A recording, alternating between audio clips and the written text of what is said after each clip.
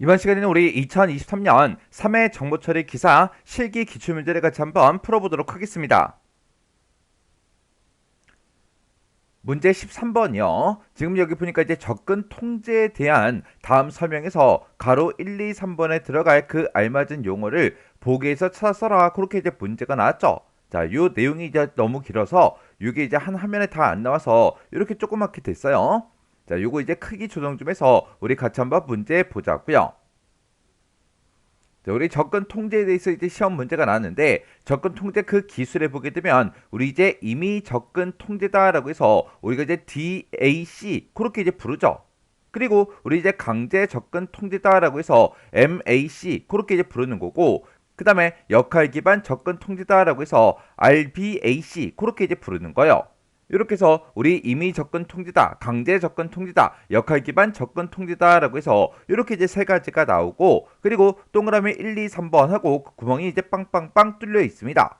그때 우리 이제 첫 번째 거 보니까 주체와 그 객체의 등급을 이제 비교를 해서 접근 권한을 이제 부여하는 그 방식이고 얘는 시스템이 접근 통제 권한을 이제 지정을 한대요. 그리고 데이터베이스 그 객체별로 보안 등급을 전부 다 이제 부여할 수 있고요. 그리고 사용자별로 인가 등급을 이제 부여할 수 있다. 그렇게 나왔습니다. 이렇게 이제 주체와 객체 그 사이에 등급을 비교해서 접근 권한을 부여하는 그런 방식을 보고 우리가 이제 강제 접근 통제다. 그렇게 이제 부르는 거죠. 해서 우리 이제 동그라미 1번에 들어갈 게 MAC 우리 이제 강제 접근 통제 얘가 이제 동그라미 1번에 이제 들어가면 돼요. 해서 얘가 동그라미 1번에 이제 정답이고요. 그 다음에 두 번째 거 보니까 사용자 이제 역할에 따라서 그 접근 권한을 이제 부여하는 그런 방식이래요. 얘는 이제 중앙에 관리자가 있는데 그 중앙 관리자가 접근 통제 권한을 지정해 준대요. 그리고 얘는 임의 접근 통제와 우리의 강제 접근 통제의 단점을 이제 보완해서 만들어 놓은 거래요. 얘는 다중 프로그래밍 그 환경에 최적화된 그런 방식이다. 그렇게 나왔습니다. 이런 걸 보고 우리가 이제 역할 기반 접근 통제다라고 해서 우리가 이제 RBAC 그렇게 이제 부르는 거죠. 그래서 우리 요 RBAC 얘가 이제 2번 동그라미 2번에 이제 정답이고요. 그 다음에 3번에 보니까 데이터에 접근하는 그 사용자의 신원에 따라서 우리 이제 접근 권한을 부여한대요. 얘는 데이터 소유자요. 데이터를 이제 소유하고 있는 그 소유자가 접근 통제 권한을 지정을 하고 제어를 한대요.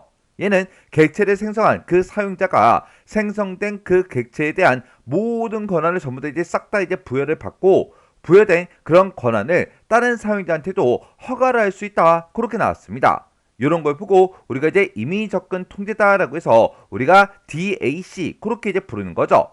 해서 우리 DAC가 동그라미 3번에 이제 정답이요.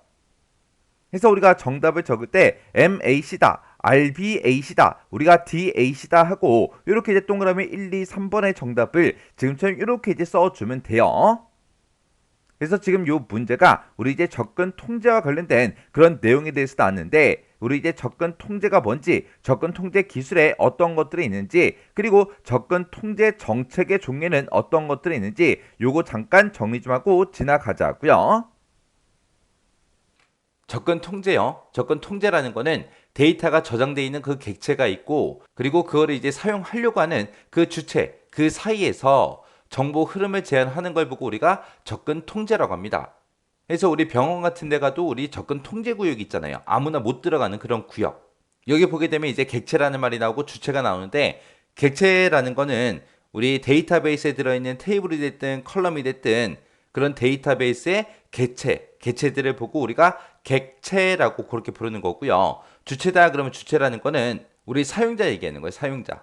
우리 접근 통제에는 크게 세 가지 요소가 있습니다. 접근 통제 정책이라는 게 있고요. 접근 통제 메커니즘이 있고요. 접근 통제 보안 모델이 있고 이렇게 세 가지가 있어요. 정책, 메커니즘, 보안 모델. 이게 이제 접근 통제 3요소예요.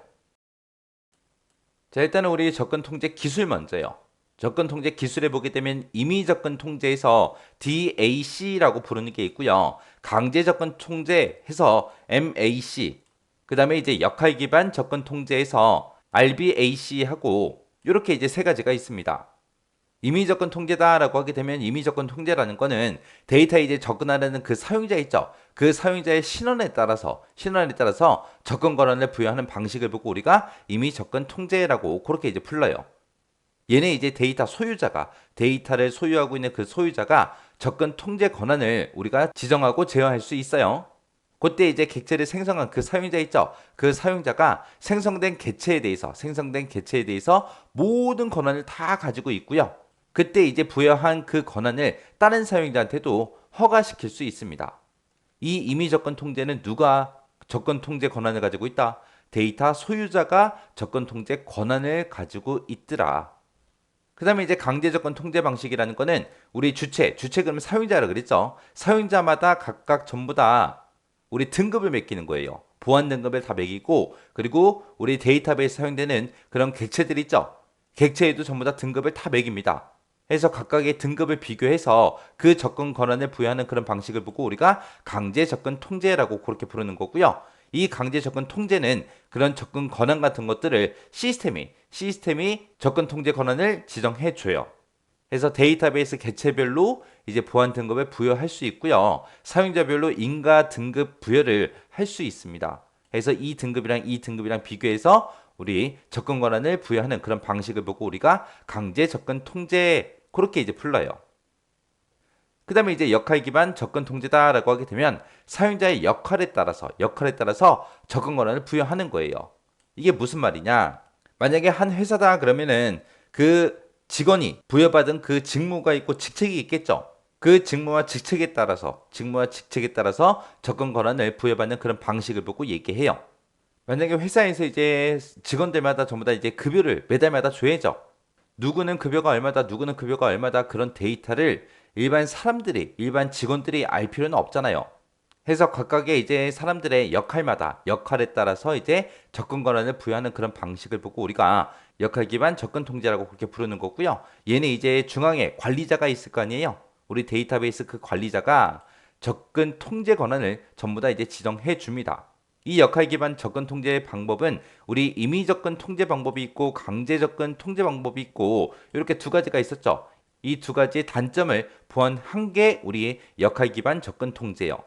예를 들어서 격리부에 만약에 신입사원이 들어왔어요. 그러면 그 사람도 월급 계산할 때 같이 해야 될 거 아니에요. 근데 강제 접근 통제 방식 같은 경우에는 사용자의 등급을 비교해서 접근 권한을 부여한다 그랬죠. 그러면 신입사원이니까 등급을 낮게 줄 거 아니에요. 그러면 급여랑 관련된 그런 테이블이 됐든 회사 직원들의 테이블이 됐든 그런 곳에 접근을 못 할 거 아니에요. 그리고 임의 접근 통제다라고 하게 되면 데이터 소유자가 접근 통제 권한을 지정한다 그랬죠. 그러면 자기랑 친한 사람한테는 권한 주고 누구는 안 주고 그럴 수도 있겠죠. 그럴 수도 있기 때문에 이 두 가지의 단점을 보완해서 중앙 관리자가 접근 통제 권한을 지정하게끔 그렇게 이제 만들어 놓은 게 역할 기반 접근 통제 방식이요. 얘는 이제 다중 프로그래밍 그 환경에 최적화된 그런 방식입니다. 그래서 임의 접근 통제 방식이 뭔지, 강제 접근 통제 방식이 뭔지, 역할 기반 접근 통제가 뭔지 이 세 가지 정확하게 여러분들이 구분할 수 있게 잘 기억하셔야 돼요. 자, 여기서 이제 임의 접근 통제는 누가 접근 통제 권한을 가지고 있다?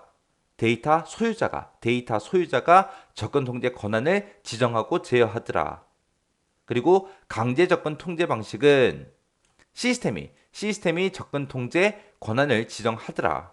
그 다음에 이제 역할 기반 접근 통제는 중앙 관리자가 접근 통제 권한을 지정하더라. 요거 이제 잘 구분하셔야 돼요. 그리고 임의 접근 통제 방식은 사용자의 신원에 따라서 접근 권한을 부여하더라.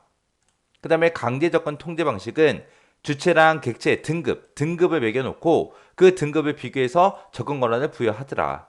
역할 기반 접근 통제는 사용자의 역할에 따라서 접근 권한을 부여하는 방식이다. 요거 정확하게 구분할 수 있게 잘 보셔야 돼요. 자, 그 다음에 이제 접근 통제 정책 좀 보자고요. 접근 통제 정책이라는 거는 어떤 주체가 언제 어디서 어떤 객체에 대해서 어떤 행위를 할 수 있게끔 할 거냐 그 허용 여부를 정의해 놓은 거를 보고 우리가 접근 통제 정책이라고 하는 거예요. 정책. 해서 누가 언제 어디서 무엇을 어떻게 이런 것들에 대한 허용 여부를 정의해 놓은 거 그게 이제 접근 통제 정책이요. 그러면 접근 통제 정책에는 어떤 것들인지 그 종류 좀 살펴보자고요. 자, 우리 접근 통제 정책의 종류요. 정책의 종류에는 신분 기반 정책이 있고요. 그다음에 규칙 기반 정책이 있고, 그다음에 역할 기반 정책이 있고, 이렇게 세 가지가 있습니다. 신분 기반 정책이라는 거는 말 그대로 주체가 됐든 그 그룹의 그 신분에 근거해서 객체의 접근을 제한하는 그런 방법이고요. 그 다음에 규칙 기반 정책이라는 거는 주체가 갖는 그 권한 있죠. 그 권한에 근거해서 객체의 이제 접근을 제한하는 방법이고요. 그 다음에 이제 역할 기반이다라고 하게 되면 얘는 이제 주체의 신분이 아니라 주체가 맡은 그 역할을 근거해서 객체 접근을 제한하는 그런 방법을 보고 얘기하는 거예요. 그래서 신분 기반 정책에는 크게 보게 되면 이렇게 두 가지가 있습니다. IBP라는 게 있고요. GBP라는 게 있고 이렇게 두 가지가 있어요. IBP라는 거는 단일 주체예요. 단일 사용자에게 하나의 객체에 대해서 허가를 부여하는 거. 그걸 보고 우리가 IBP라고 하는 거고요. 여기에 보게 되면 GBP의 G 있죠. 그룹이에요, 그룹. 그래서 복수 주체에 대해서 하나의 객체에 대한 그런 허가를 부여하는 거. 그걸 보고 우리가 GBP라고 그렇게 이제 부릅니다. 그래서 단일 사용자가 하나의 객체에 대해서 허가하는 거, 복수의 사용자가 하나의 객체에 대해서 허가하는 거, 그렇게 두 가지로 나눌 수 있어요. 그 다음에 이제 규칙 기반이다 그러면 우리 MLP라는 게 있고요. 그 다음에 CBP라는 게 있고 이렇게 두 가지가 있습니다. MLP라는 거는 이제 사용자가 됐든 객체별로 지정된 기밀 분류가 있을 거 아니에요. 그 분류에 따른 그 정책을 보고 얘기하는 거고요. CBP다라고 하게 되면 CBP라는 거는 우리 집단별로 지정된 그 기밀 허가에 따른 그런 정책을 보고 우리가 CBP라고 그렇게 이제 부릅니다. 그래서 사용자 객체별이냐 아니면 집단별이냐 거기에 따라서 이렇게 이제 두 가지로 나눠 볼 수 있어요. 그다음에 이제 역할 기반이라는 거는 GBP에서 이제 변형된 그런 정책을 보고 얘기합니다. GBP라는 거는 복수의 사용자가 하나의 객체에 대해서 이제 허가하는 거 그걸 보고 얘기했죠. 그걸 이제 변형시켜서 신분이 아니라 이제 주제가 맡은 그 역할에 근거해서 객체 이제 접근을 제한하는 그런 방법을 보고 우리가 역할 기반이라고 해요.